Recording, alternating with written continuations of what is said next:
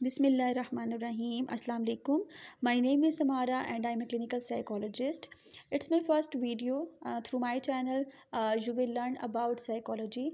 Today we will discuss about what is psychology. Psychology is the scientific study of mind and behavior. We can also define psychology as science which studies mental processes, experiences and behaviour in different context. अब psychology में हम तीन चीज़ों को study करते हैं, आपके mental processes को, आपके एक्सपीरियंसेस को और बिहेवियर को in different context. Mental processes क्या होते हैं? Mental processes are the activities of mind and behaviour related to cognition. हम अपनी डेली लाइफ में मेंटल प्रोसेसेस को यूज़ करते हुए सोचते हैं, चीज़ों को याद करते हैं, प्रॉब्लम को सॉल्व करते हैं। तो आपके मेंटल प्रोसेसेस में क्या क्या आ जाता है? आपकी रीजनिंग आ जाती है, लर्निंग आ जाती है, थिंकिंग आ जाती है, प्रॉब्लम सॉल्विंग एट्सेट्रा।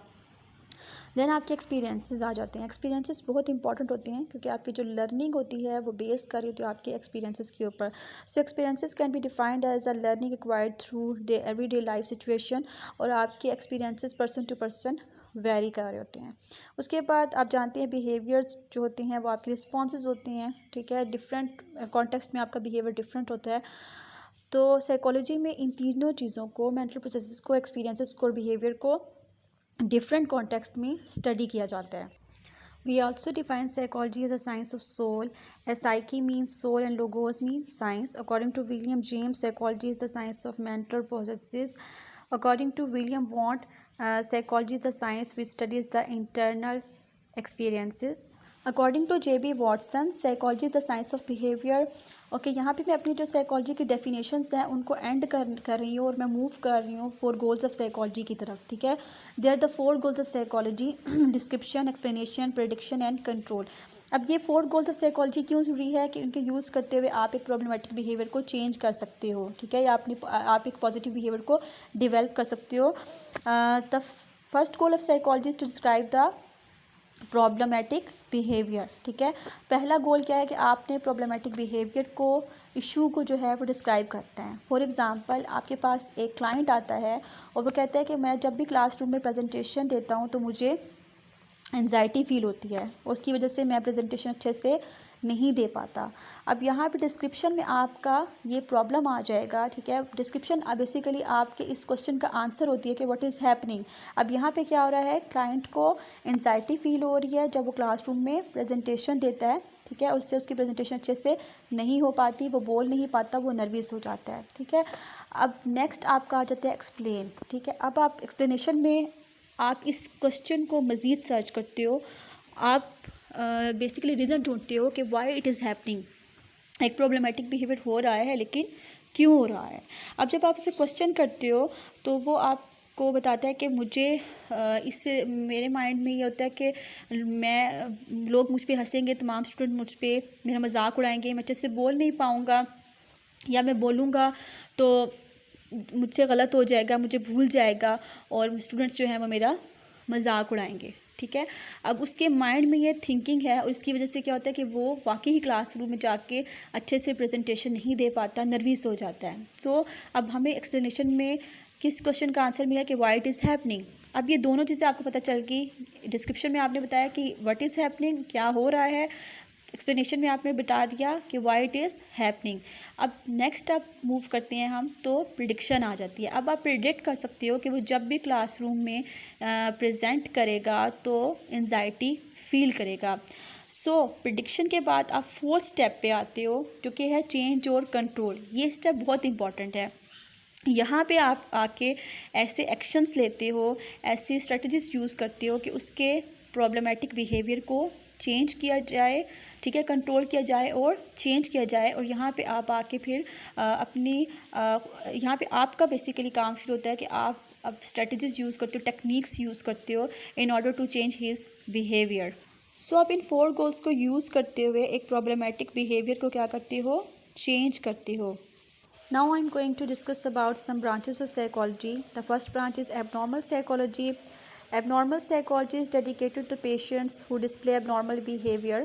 और एबनॉर्मल बिहेवियर ऐसा बिहेवियर होता है बेसिकली जो कि आपके सोसाइटल नॉर्म्स के साथ मैच नहीं करता।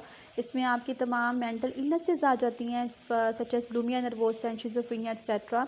Psychologists in this field try to understand what causes the abnormal behavior in people, whether it stems from the biological origin or learned through the experiences. Then comes behavioral psychology. As the name suggests that behavioral psychologists counsel, diagnose and treat patients with behavioral disorders. और ये जो psychologist होते हैं basically ये study करते हैं कि किस तरह से हैबिट्स डेवलप होती है लोगों के अंदर and how the mind plays important role in physical responses. Then comes clinical psychology, which is very important field because इस ये जो साइकोलॉजिस्ट होती हैं वो पेशेंट्स को ट्रीट कर रहे होते हैं. ठीक है. Clinical psychologist interact with patients through observation, interviews and test before making a diagnosis and come up with a plan to deal with symptoms of mental illnesses. The next field is educational psychology. Educational psychologists study the factors that impact learning, including learning methods and how information is processed. आपकी memory, आपके individual differences, आपके concepts, तमाम चीज़ें आपकी learning को effect कर रहे होते हैं. एजुकेशनल साइकोलॉजिस्ट होते हैं वो इन तमाम फैक्टर्स को स्टडी करते हैं and they use different methods to improve the instructional process. The next field is cognitive psychology. Cognitive psychologists study the human thought processes and how people obtain, process and store information in the brain. Cognitive psychologist होते हैं वो experiments conduct करते हैं, researches करते हैं to study memory, perception and learning. They work to better understand the mind and find solutions to memory loss, learning disability and other cognitive issues. The next field is industrial psychology. Industrial psychology is the field of psychology which study the human behavior in organizations and at workplace. और industrial psychologist का क्या काम होता है basically they try to identify the solutions to the problems that improve the well being and performance of organisations and their employees. The next field is human factor psychology.